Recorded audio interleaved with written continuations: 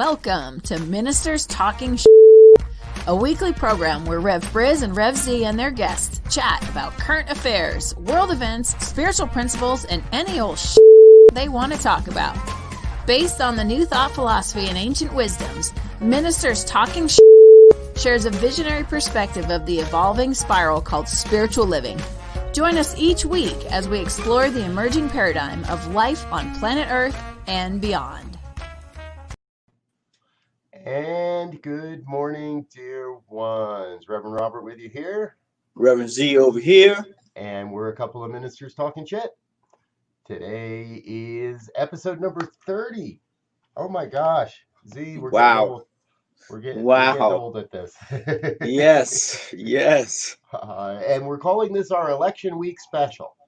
So if you weren't aware, there's an election going on in the United States this week, and it's been taken all week. Now we cast our ballots on Tuesday, or maybe weeks ago if you're part of the mail-in ballot that's right now still being counted, and that's what's going on. We're still counting votes. The projections are changing, and just this morning, as Z and I have been sitting here chatting and preparing for our show, more changes come down the pike. So, it's an election season. And, I guess the scariest thing I heard yesterday was people speculating on who would run in 2024. I was like, oh no, gosh, no, please. Can we wait a little bit on that one? So, yes. But share with us a little, Z. What's been your perspective of this election so far? Well, it's definitely been interesting.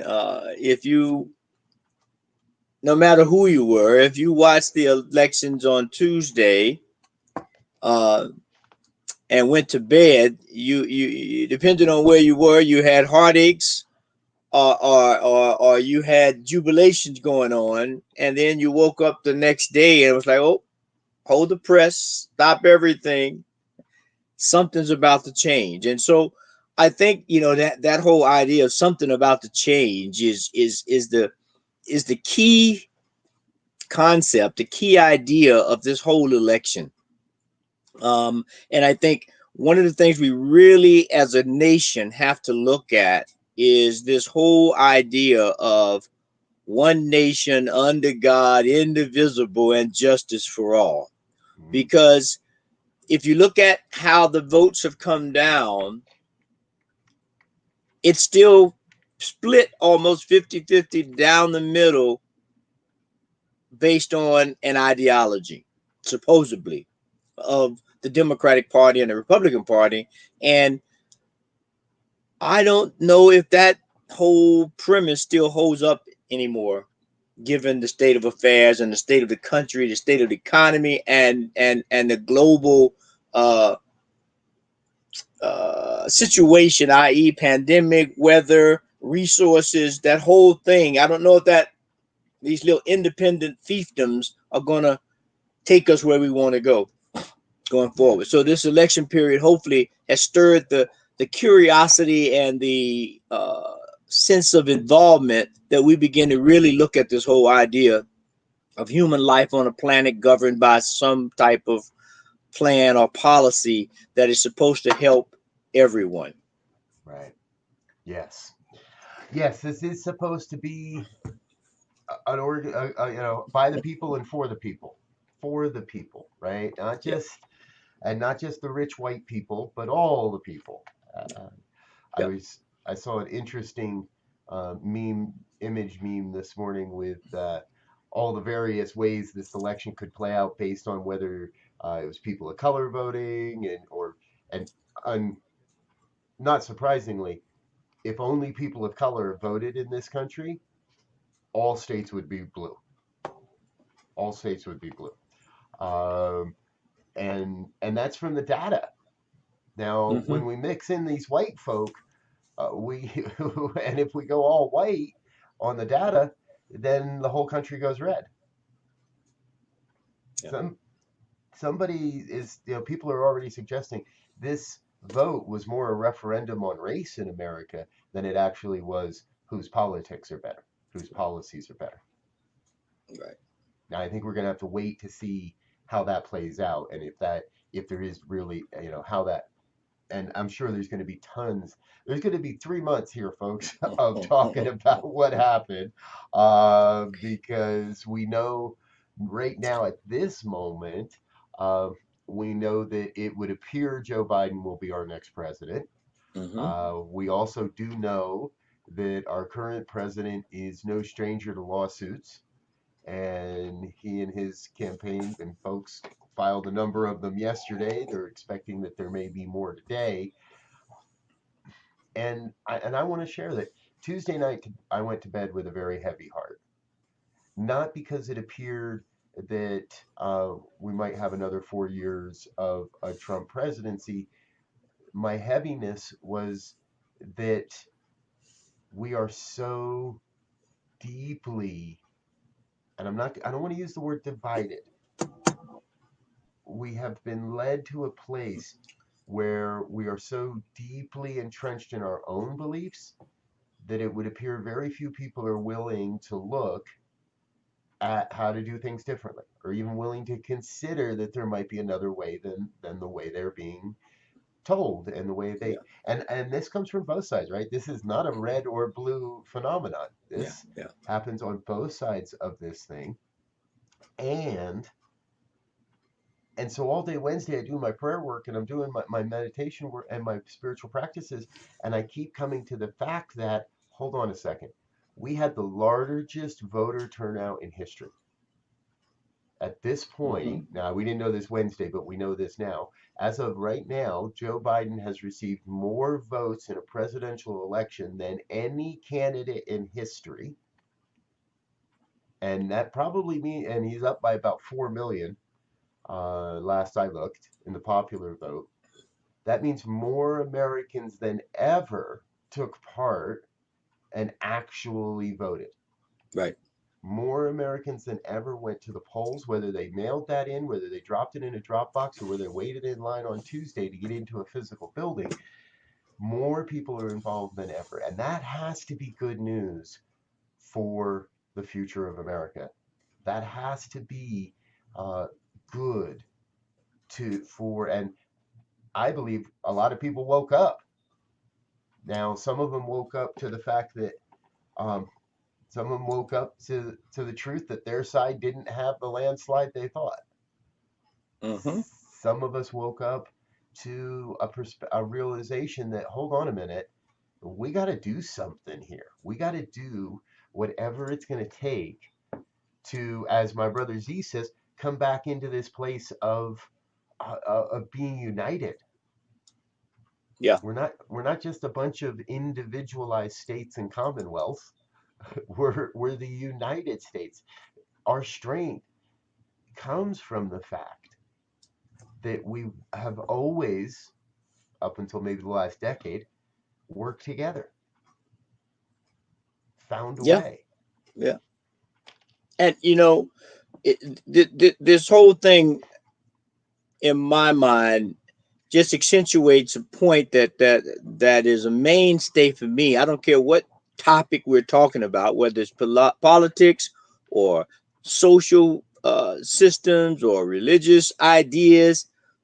We as a people must begin to take very seriously the idea of conversate and educate. Yep. We have to begin to educate ourselves, and we have to begin to have a conversation around these issues, ideas uh, that are supposed to give us this platform to rise above all the fray, right? Because as we know, the more information I have, the more educated I am on any system, health, politics, science, uh, you pick one, the more information I have. Now, true information, none of this fake news and all of that. And we're talking real research Right. on a topic. And then we begin to have a conversation about that and look at it from the different points of view to come up with the best answer at the time. We know we live in a world that's always evolving. And so the decision we make at this moment in time is only as good as the information we have and we can bring to the table. The second after we make the decision, more information may come, but that's life. So we, as they say, we do the best we can with what we got. Yep. And And go ahead. Sorry. no, I'm just gonna say, and that's where we have to move if we're gonna get beyond all the ideologies that are not based on those kinds of tools. And I'll just let that go. Right. And I'm still with you, right? And it seems to me like I keep coming back in my life to this mantra of listen more, listen more, right? And it doesn't mean we just sit there and listen and listen and listen and keep and we listen and we use we discern that information and then use it.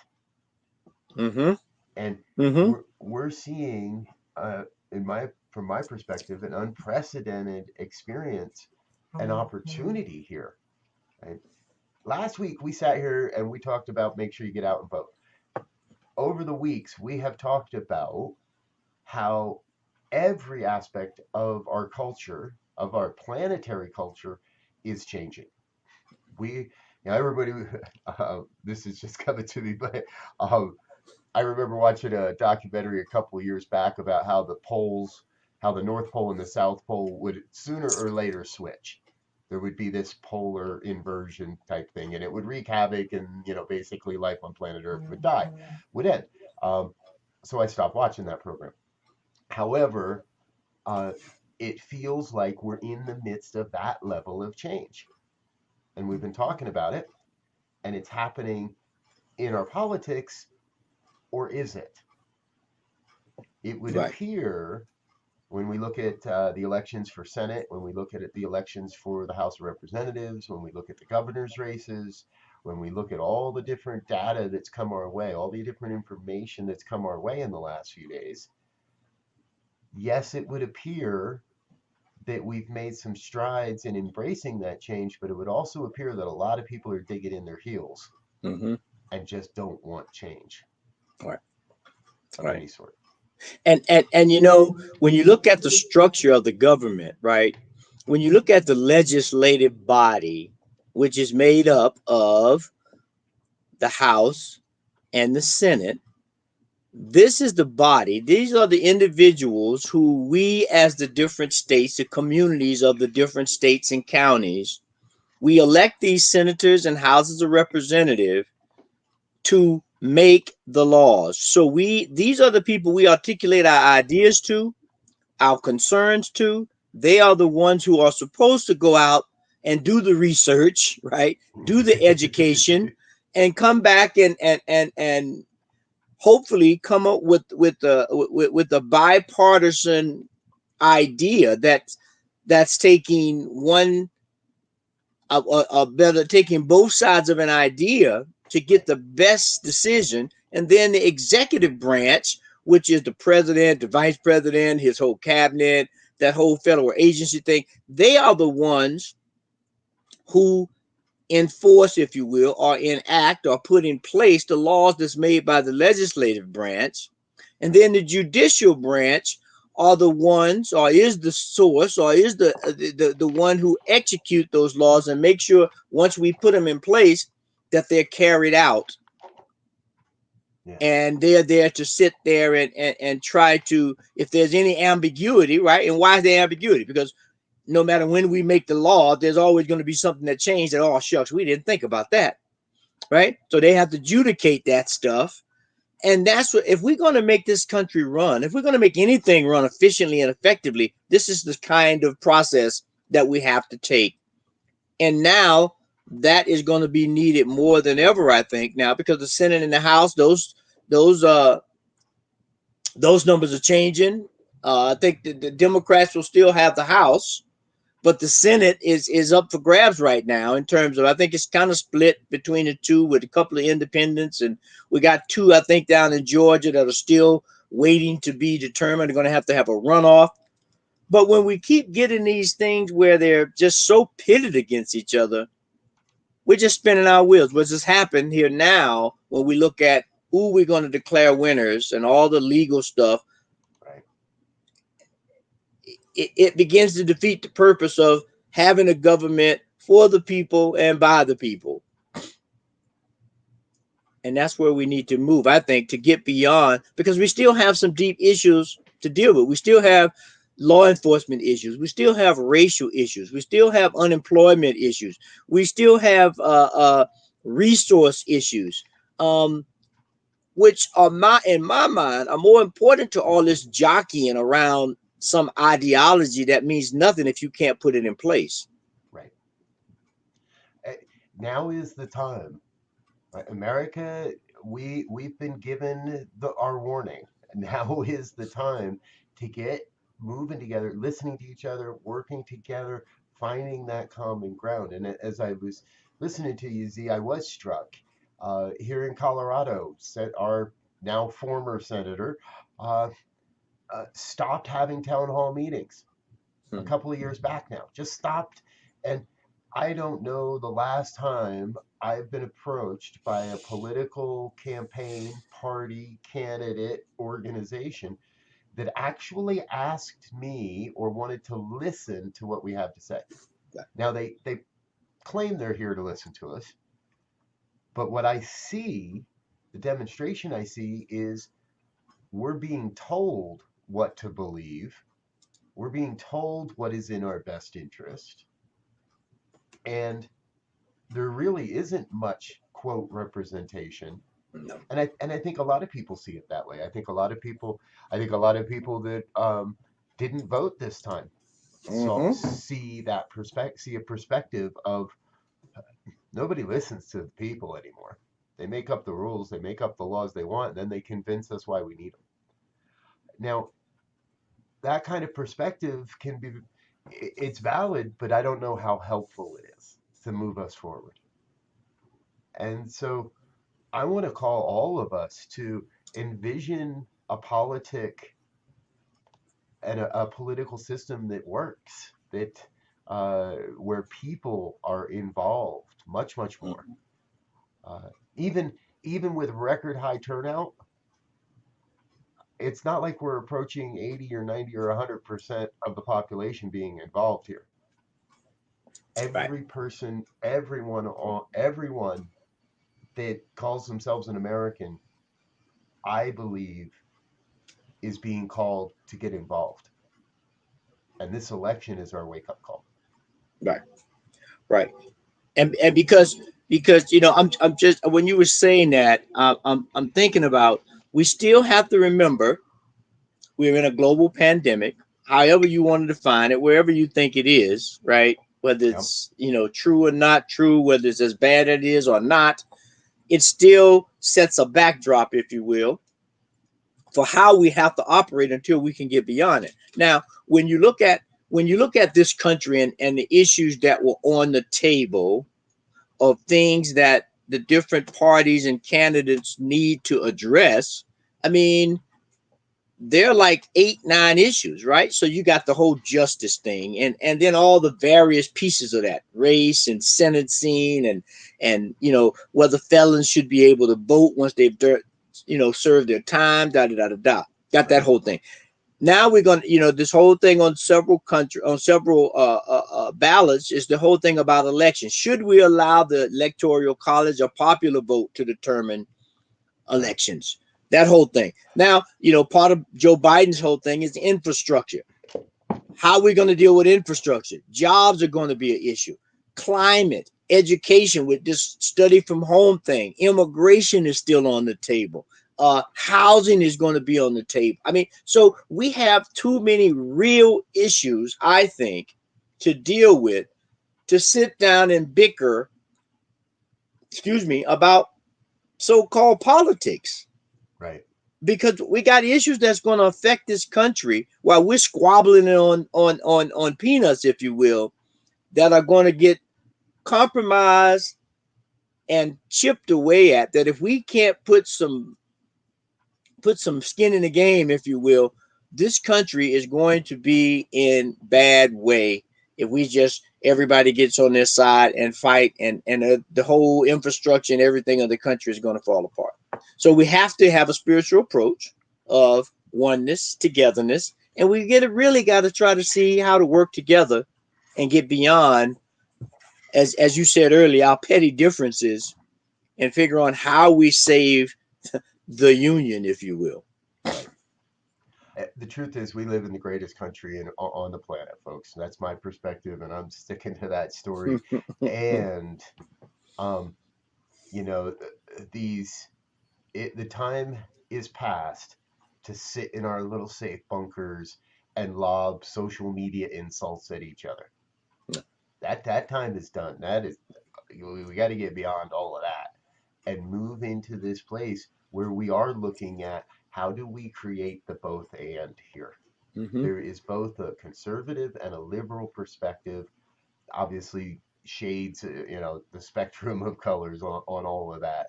And there is always a middle way. There is always a both and. Now, this isn't compromise, and this takes work. And I think that's where we sometimes lose it.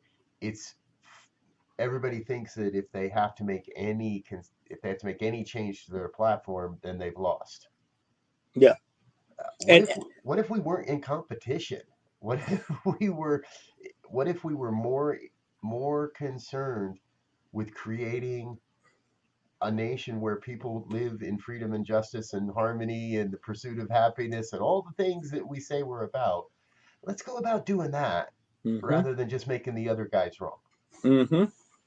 And you made me think about the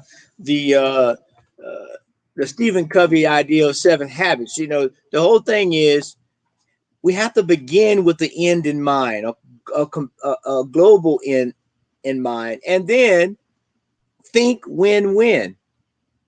I mean, we got to go into the concept. If we go into the proposition of thinking win-win, we have a more open mind. We have a more a receptive situation on both ends where we can begin to really look at things and figure out what's best.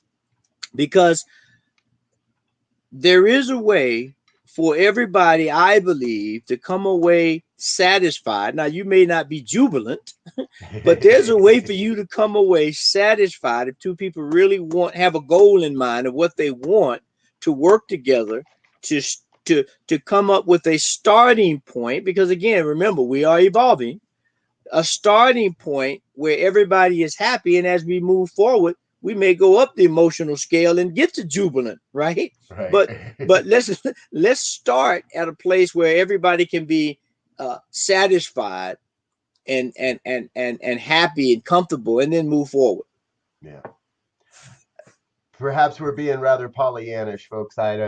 But I believe that there is a vision, and I believe we can make it happen. And I believe that a big part of that is, I love what you're saying, right? Start with that end in mind.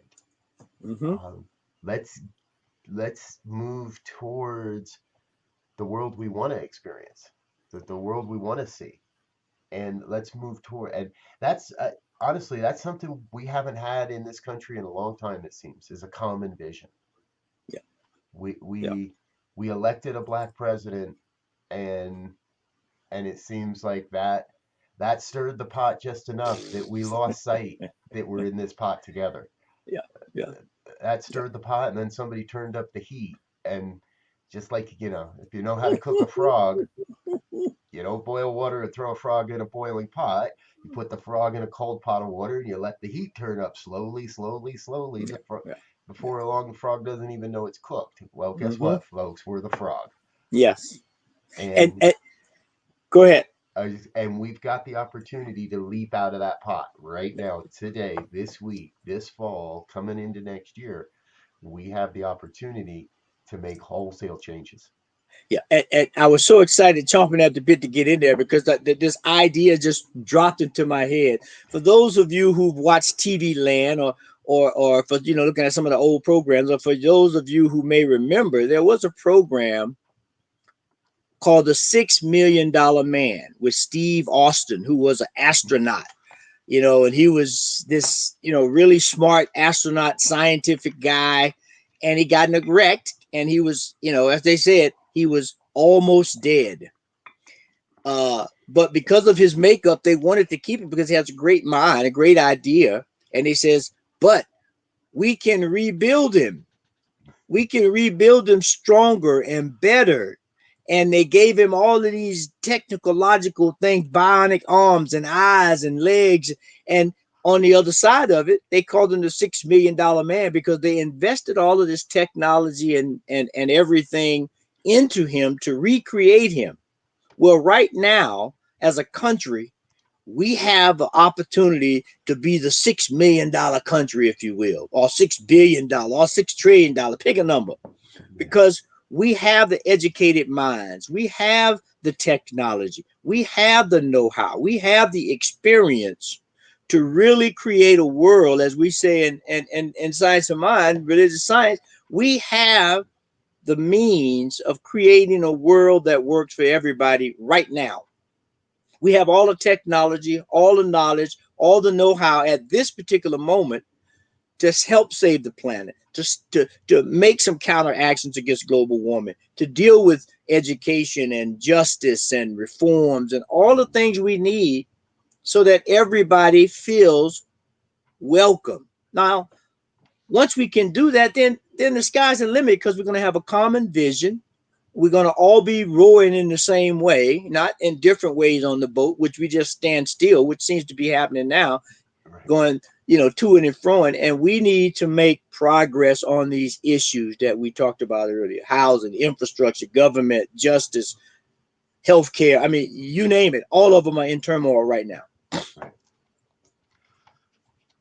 Yep. Here we are, folks. We've been talking about it for weeks, and we're going to keep talking about it Yeah. because we are in the midst of a great shift. We are in the midst of a great awakening, a great change, not only in America but on the planet. And truthfully, what we're seeing right now in this election is an answer to prayer. It's an answer to the prayers of so many to be able to move our political system into something that cares for people, Mm-hmm. cares about people, and really is for the people and by the people. So, hey, we want to thank you for being with us here today. We're here every Friday at 7 a.m. Mountain Time, and we talk about whatever it is that we feel like talking about. And we'd love to talk about what you'd like to hear us talking about. So we do have an email address where you can get in touch with us, ministertalk@ntmedia.org. I promise either myself or Rev Z will get back with you if you send us a question or maybe something we can even discuss on the air with you. We'd love to hear from you. What would you want us to be talking about as we move forward in this discussion or in any aspect of our lives? Because really, this program is about exploring the current events through the lens of a spiritual life, through the lens of religious science. And we do that as part of the New Thought Media Network. Now, if you haven't heard, New Thought Media Network is the most positively inspiring media network on the planet. And how would you like to get your hands on a Minister's Talking Shit coffee mug? Or tea? I prefer tea. Well, you can. We are in the very early stages of our fall fundraiser. We're having a big event on the 20th of November. And here's the image from that. 5 p.m. to 7 p.m. on the 20th. We're going to be doing a big program, big event, lots of music, lots of speakers, different hosts from different shows on our network, and a whole bunch of fun. 5 p.m. Mountain Time to 11 p.m. Mountain Time. And we're going to have, again, a whole bunch of great musicians. Jamie Lula is going to be with us, Gary Lynn Floyd, Lisa Ferrero, Laura Topper, and others, the Levines. We'd love to have you join us and be a part of it. And if you want to grab a coffee mug or some of our other thank you gifts, hey, there's a link in the description to this video, givebutter.com/New Thought Media Network. Good folks over at Give Butter are helping us by allowing us to keep all of your donations. They don't take a platform fee, which is great. So we'd love for you to join us today, tomorrow, or anytime between now and the 20th to check out our fall fundraiser. Mm-hmm. All right, Z, what do we got left before we're done here today? Well, my saying is always love, light, and insight. Let's love each other. Let's get some light on these dark corners to show the way, and let's let that give us some insight to move forward with courage and joy to make a world that works for everyone. You said it all, my brother. Thank you much. Thank you. Everyone watching, thank you so much for being with us. Please share this with your friends and family. We'll be back again next week for more Ministers Talking Shit. And join us in about 45 minutes here on New Thought Media Network for morning prayers. Until next time, we love you. Peace and blessing. We love you. Peace and blessing. And thanks for listening to this week's episode of Ministers Talking. We'll be back again next week with more commentary on current affairs, world events, and any other our ministers want to talk about. And if you found value here, please share our with your friends. Until next time.